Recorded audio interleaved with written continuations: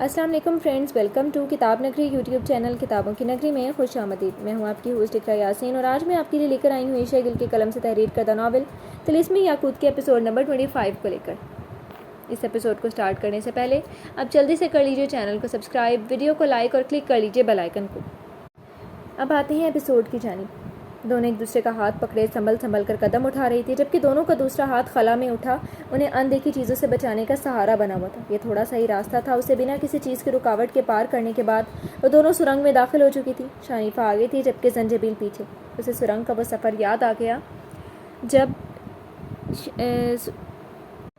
جس میں کامن اس کے آگے تھا اور وہ اس کے پیچھے تھی، اور تب وہ ہر قدم پہ کس قدر خوفزدہ تھی کہ کہیں کوئی بچھو یا دوسرے زہریلے حشرات الارض نہ نکل آئیں۔ خوفزدہ تو وہ اب بھی تھی، مگر یہ خوف قدرے کم تھا، کیونکہ کچھ کر دکھانے کا عزم خوف پہ بھاری جو پڑ چکا تھا۔ اف، کس قدر اندھیرا ہے۔ ساشا، جب تم اس سرنگ سے آئی تھیں تو کیا ایسی اندھیری میں راستہ طے کیا تھا؟ سرگوشی بھرے انداز میں شانفہ نے استفسار کیا۔ نہیں، تب کامن میرے ساتھ تھا، اور اس کے سر پر ایک ننھی روشنی جگمگا رہی تھی جس سے پوری سرنگ روشن ہو گئی تھی۔ جواب دیتی وہ بنا رکے آگے بڑھ رہی تھی۔ اچھا، تو یعنی کامن ناگ ہے؟ شانفہ ناگ پہ زور دیتی بولی تو زنجبیل نے چھمبے سے اسے دیکھا اور گویا ہوئی۔ ناگ ہے مطلب؟ وہ بھلا ناگ کیسے ہوا؟ وہ کچھ نہ سمجھی۔ ارے ابھی تو تم نے ہی کہا کہ اس کے سر پر ننھی سی روشنی جگمگا رہی تھی، اور سر پہ یاقوت تو ناگ اور ناگنوں کی ہی ہوتا ہے، جسے ضرورت پڑنے پہ وہ روشن کر لیتے ہیں۔ اوہ، یہ شانفہ کیا کہہ رہی ہے؟ تو کیا اس کا مطلب کامن ناگ ہے؟ ہو بھی سکتا ہے، لیکن کیونکہ وہ خود ہی تو کہتا ہے کہ وہ روح بدل کے سب کے سامنے ظاہر ہوتا ہے۔ زنجبیل سوچ میں پڑ گئی۔ لیکن اگر وہ سانپ ہے تو یہ بات ملکہ اور وہ خود بھی مجھے بتا سکتا تھا، یہ کوئی چھپانے والی بات تھوڑی نہ ہے۔ نہیں، وہ کوئی سانپ نہیں، اچھا دھاری ناگ ہوتا تو اس دنیا میں ہوتا، اور جہاں تک میرے علم میں ہے تو اس دنیا میں صرف میرے ماں باپ ہی واحد ایسے ناگ ناگن تھے جو کتنے عرصے سے رہ رہے تھے۔ ساشا، کیا ہوا؟ تمہیں چپ کیوں لگ رہی ہے؟ تم نے بتایا نہیں کہ وہ سانپ ہی ہے نا؟ شانفہ بھلے آگے تھی، مگر اس نے زنجبیل کا ہاتھ تھام رکھا تھا اور اسی ہاتھ کو ہلاتے ہوئے اسے اپنی طرف متوجہ کیا۔ نہیں، وہ کوئی سانپ وانپ نہیں ہے، وہ تو کیا؟ وہ پوچھا گیا۔ وہ صرف ایک انسان اور جادوگر ہے جسے صرف کچھ گھنٹوں کے لیے غائب ہونا آتا ہے، اور ممکن ہے اس نے سر پر کچھ باندھ رکھا ہو اجالے کے لیے، کیونکہ وہ میرے سامنے ابھی تک ظاہر نہیں ہوا۔ جب بھی ملا ایک اندیکھے وجود کی صورت میں۔ کندھے اچکا کر جواب دیا گیا، مگر وہ اندر ہی اندر کشمکش میں تھی کہ کامن آخر ہے تو کیا ہے۔ اس کی آواز میں ایک جادو تھا، وہ روپ بدلتا تھا، وہ پل میں آنکھوں سے اوجھل ہو جاتا تھا، اس کے ہونے سے چاروں اطراف مدہوش کر دینے والی خوشبو پھیل جاتی تھی۔ وہ پہاڑی دنیا کی بولی بولتا تھا۔ وہ آخر تھا تو تھا کون؟ کیونکہ ناگ سوائے روپ بدلنے کی کوئی خاصیت نہ رکھتے تھے۔ اچھا، مگر ایسا کیوں؟ کیونکہ بقول اس کے وہ بے انتہا حسن کا مالک ہے۔ یہاں پہ وہ ذرا جلے کٹے انداز میں گویا ہوئی، جس پہ شانفہ ہولے سے ہنس دی۔ اوہ، تو یعنی یہ کامن کافی دلچسپ شخصیت کا حامل ہے، اس نے متاثر ہوتے ہوئے کہا۔ کامن کی شخصیت سے ہٹ کے ذرا ہمارے مقصد پہ بھی غور و فکر کر لو۔ ہم اتنی بڑی مصیبت میں پھنسے ہوئے، پر یہ کامن کی شخصیت پہ تبصرے کرنے کا وقت ہرگز نہیں ہے۔ زنجبیل برا سا منہ بنا گئی۔ لگتا ہے تم اس سے کافی خار کھاتی ہو، یا پھر میرے اس کی تعریف کرنے سے جل رہی ہو، شانفہ نے معنی خیز لہجے میں کہا۔ اب اس اندھیرے میں وہ اسے کنکھی اسے تو دیکھنے سے رہی۔ میں کیوں جلوں گی بھلا؟ تم ابھی ملی نہیں نا اس سے، ورنہ پتہ چلتا کہ کس قدر مغرور اور اکڑو ہے وہ۔ ناک سکیتی وہ گویا ہوئی تو شانفہ نے اب کی بار کچھ پوچھنے یا کہنے کی بجائے صرف مسکرانے پر ہی اکتفا کیا۔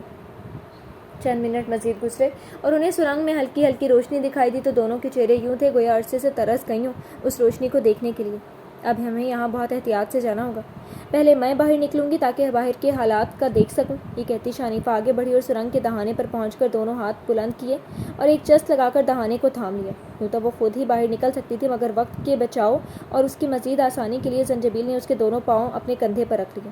شانفہ نے ایک دم باہر کی بجائے پہلے سے سر باہر نکال کر چاروں طرف جھانکا تو کوئی بھی دکھائی نہ دیا۔ محل کے دروازے پر پہرے دار ضرور تھے، مگر وہ یہاں سے دکھائی نہ دیتے تھے۔ اس کے علاوہ تو تمام صحرا خالی تھا۔ شانفہ باہر نکلی اور پھر ہاتھ بڑھا کر زنجبیل کو باہر نکلنے میں مدد کی۔ ہمارا اس جگہ سے جتنی جلدی ہو سکے نکل جانا بہتر ہوگا۔ یہاں سے ہمیں تیزی پکڑنی ہے، آگے جا کر بھلے ہم اپنی رفتار کم کر دیں، کیونکہ وہاں ہمیں کسی کے دیکھ لینے کا کوئی خطرہ نہیں ہوگا۔ بس زنجبیل کو لیے برق رفتاری سے آگے بڑھ گئی تھی۔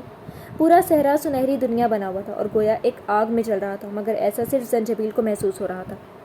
میں نے سنا ہے یہاں مٹی میں بہت سے زہریلے سانپ ہوتے ہیں، ایسے زہریلے کہ جن کا کانٹا پانی بھی نہیں مانگتا۔ نظریں مسلسل زمین پر گاڑے زنجبیل کو سوال گو ہوئی، جبکہ شانفہ اپنے چاروں طرف کی جاسوسی کر رہی تھی۔ ہاں بالکل ٹھیک سنا ہے تم نے، یہ صحرائی سانپ بے حد زہریلے ہوتے ہیں، مگر جس طرح تم نظریں گاڑے چل رہی ہو کوئی سانپ تمہاری نظروں سے نہیں بچ سکتا۔ اگر تمہیں دکھائی دے گیا تو یقیناً اس سے بچ نکلو گی۔ بات تو اس کی ٹھیک تھی کہ جتنی احتیاط اور دھیان کے ساتھ وہ چل رہی تھی بآسانی ایسی چیزوں سے بچ کر نکل جاتی۔ یہ ناول آپ کتاب نگری یوٹیوب چینل پر پڑھ اور سن رہے ہیں۔ برفانی دنیا میں پہنچنے سے قبل ہمیں پہاڑی دنیا سے گزرنا ہوگا۔ تم پہاڑی دنیا سے آئی ہو نا؟ بتانے کے ساتھ ساتھ اس نے پوچھا بھی، جبکہ پہاڑی دنیا سے گزرنے کا سن کر زنجبیل کا دل شدت سے یہ چاہا کہ وہ کوچا کوشک ضرور جائے، ایک بار افغان سے ملے اور اسے نظر بھر کر دیکھے اور ملکہ کو اپنے حالات سے آگاہ کرے، اسے بتائے کہ وہ اپنے ماں باپ سے ملی ہے اور شاطھا نے انہیں کس حالت میں رکھا ہوا ہے۔ مگر پھر ساتھ ہی یہ سوچ بھی دل و دماغ میں ابھری کہ وہ ابھی کس منہ سے ملکہ کا سامنا کرے گی، کیسے افغان کو سب سمجھائے گی، کیسے جھکا سر اٹھائے گی۔ ابھی گئی تو افغان اسے روک لے گا اور ملکہ بھی مایوسی میں گھر جائے گی، اور یہی سوچ لی اس نے عزم کیا کہ وہ اب ایک ہی بار کوشک جائے گی، پوری شان سے سر اونچا کی، اور وہ تب جب شاطھا کا قصہ تمام کر کے اپنے مقصد میں کامیابی حاصل کر لے گی، تب ملکہ بھی اس کے پہ فخر کرے گی اور افغان بھی اسے قیدی بن کر نہیں ملے گا۔ نہیں، میں ایک ایسی دنیا سے آئی ہوں جو ان تمام دنیاؤں سے زیادہ خوبصورت ہے، بہت بڑی اور سحر زدہ، کہ ہر کوئی اس کے سحر میں ایسا جکڑا ہے کہ ان تمام دو دنیاؤں میں آنے کی طلب نہیں رکھتا، بھلے یہ کتنی ہی خوبصورت ہوں، ان کا اثر عارضی ہے، اصل دنیا تو وہ ہے۔ میں آئی تو اس دنیا سے ہوں، مگر مجھے ناگ محل پہاڑی دنیا سے بھیجا گیا ہے۔ اپنی دنیا کا ذکر کرتے ہوئے اس کی آنکھوں میں آزردگی واضح تھی، جس پہ شنیفا نے ایک سرد آب بھر کر رہ گئی۔ کاش ہمارا برفانی دنیا میں جانا بیکار ثابت نہ ہو، اس یاقوت کا اپنی اصل حالت میں واپس آنا بے حد ضروری ہے، ورنہ میں شاطھا کے سامنے کبھی کھڑی نہیں ہو پاؤں گی۔ حسرت بھرے لہجے میں وہ گویا ہوئی تھی، مگر شنیفا سن چکی تھی اور دل ہی دل میں اس کے لیے دعا گو تھی۔ وہ چلتی رہیں اور کتنے ہی لمحے دونوں کے درمیان خاموشی چھائی رہی، مگر پھر اس خاموشی کو ایک سحر زدہ آواز نے توڑا۔ زنجبیل اس آواز کو پہچانتی تو خیر شنیفا بھی تھی، مگر اس نے اس آواز میں کوئی خاص دلچسپی نہ لی، مگر زنجبیل تو گویا کھو سی گئی اور میکان کے انداز میں اسی سمت میں چل پڑی جہاں سے بانسری اور چھن چھن کی آوازیں اٹھ رہی تھی۔ ساشا، ہمیں اس سمت پہ نہیں چلنا۔ شنیفا نے اسے آواز دے کر روکنا چاہا، مگر وہ اس کی بات کو نظر انداز کر کے واپس چلتی ہی چلی گئی، تو مجبوراً شنیفا کو بھی اس کے پیچھے چلنا ہی پڑا۔ یوں تو دونوں نے اپنے قریب ہی محسوس ہو رہی تھی، مگر جیسے جیسے وہ آگے بڑھتی گئی دھن بھی گویا دور دور ہوتی گئی، مگر کافی چل لینے کے بعد آخر انہیں ایک اونٹ دکھائی دے ہی گیا جو سنہری سکوں، گھنگروں اور دیگر گہنوں سے لدا ہوا تھا۔ اس اونٹ کے اوپر کچھ سامان بھی لدا ہوا تھا اور وہ کچھ وقت قبل شاید تھک جانے کے سبب بیٹھ چکا تھا، مگر سریلی دھن ابھی بھی کہیں کہیں قریب ہی بج رہی تھی، مگر بجانے والا دکھائی نہیں دے رہا تھا۔ یہ ناول آپ کتاب نگری یوٹیوب چینل پر پڑھ اور سن رہے ہیں۔ حیرت کی بات ہے کہ آواز مسلسل اٹھ رہی ہے جبکہ بجانے والا آنکھوں سے اوجھل ہے۔ شنیفا ہولے سے بڑبڑائی، وہ جانتی تھی کیونکہ اس نے بھی یہ سن رکھا تھا کہ یہ مخصوص راگ بجانے والا ایک ناگ ہے، مگر وہ ناگ تھا کدھر، یہ اس کی سمجھ سے باہر تھا۔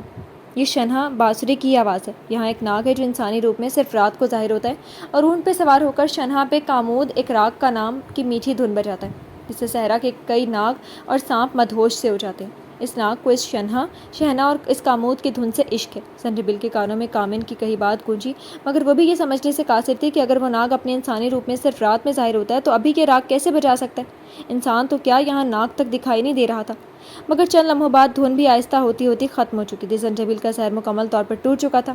نامعلوم اس رات وہ اس راگ کے سحر میں کیوں مکمل طور پر ڈوب نہ سکی اور آج خود کے قدموں پہ قابو نہ رکھ پائی۔ صحرائی دیوی کو اس کے انجام تک پہنچانا اتنا آسان نہیں نادان کنیزوں۔ دھن کی آواز خاموش ہوئی تو ایک انسانی آواز ابھری جسے دونوں نے حیران و پریشان کر دیا۔ کون ہو تم؟ شنیفا تو باقاعدہ ڈر بھی چکی تھی، تبھی ہکلاتی ہوئی آواز میں گویا ہوئی تھی، سوال گو ہوئی تھی۔ میں کون ہوں یہ جاننا ضروری نہیں، بلکہ یہ ضروری ہے کہ میں تم دونوں کو جان چکا ہوں۔ تم دونوں ایک بڑی طاقت سے مقابلہ کرنے والی ہو، تو اس کے لیے پہلے اس کے متعلق غور کر لینا ہے، بے حد ضروری ہے۔ وہ آواز ایک بار پھر ابھری تو دونوں نے ایک دوسرے کو ناسمجھی سے بھری نظروں سے دیکھا۔ کیسا غور؟ اب کے سوال زنجبیل کی طرف سے اٹھا۔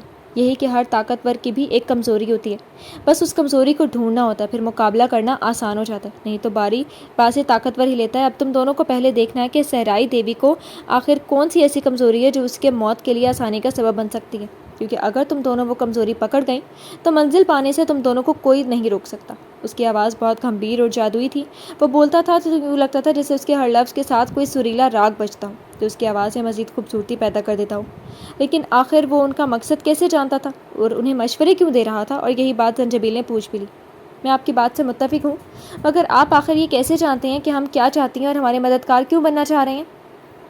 ہاں ہاں ہاں، وہ کہا لگا کر ہنسا، کیونکہ تمہارا اور میرا مقصد ایک ہی ہے۔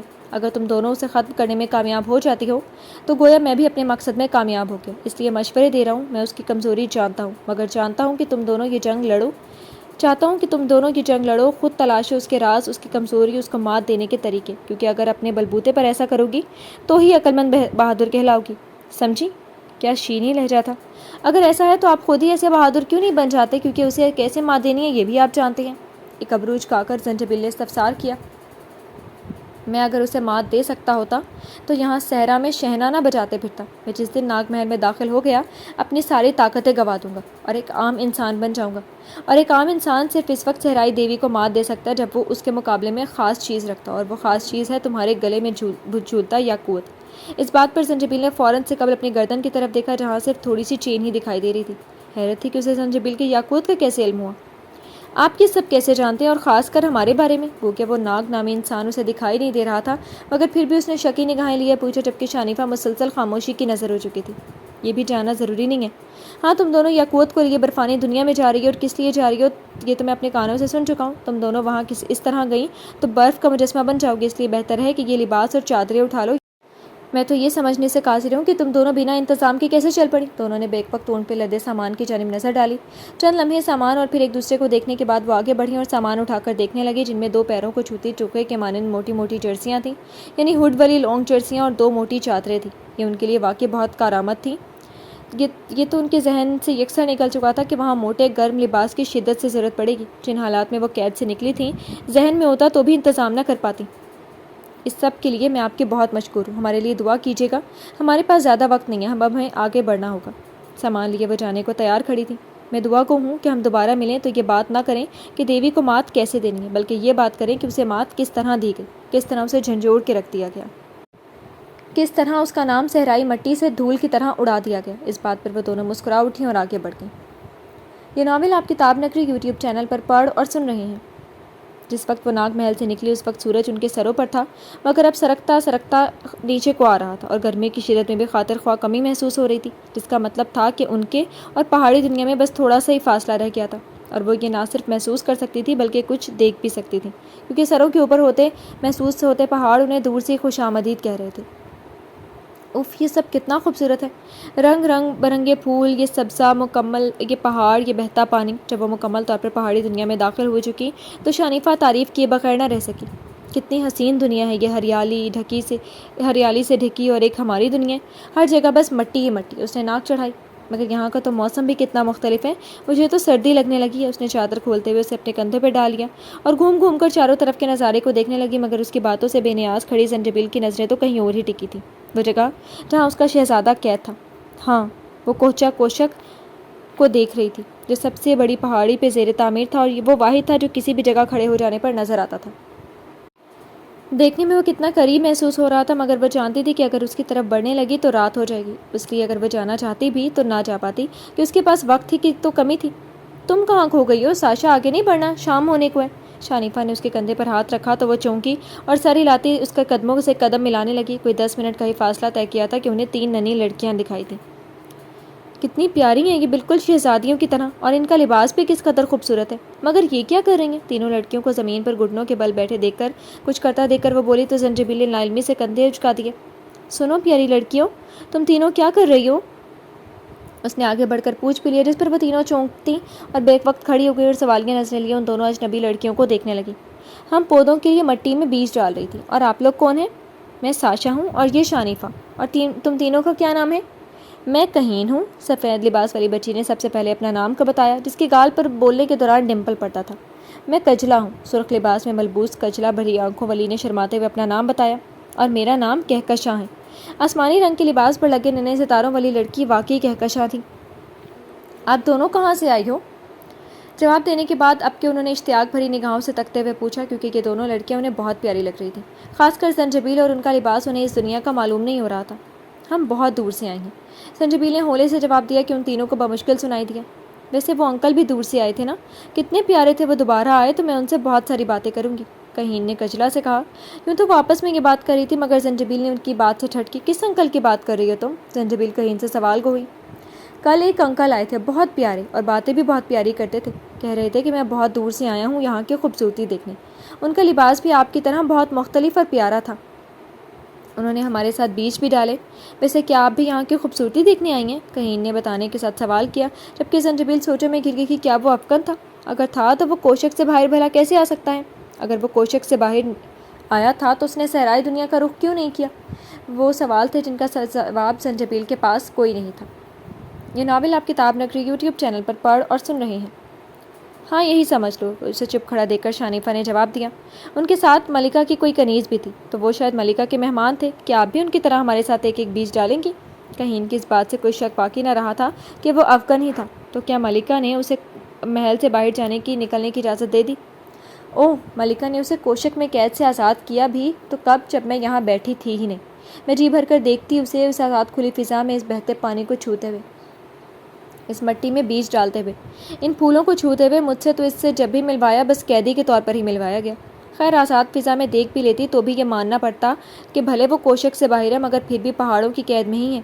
ساشا، کہاں کھو جاتی ہو تم؟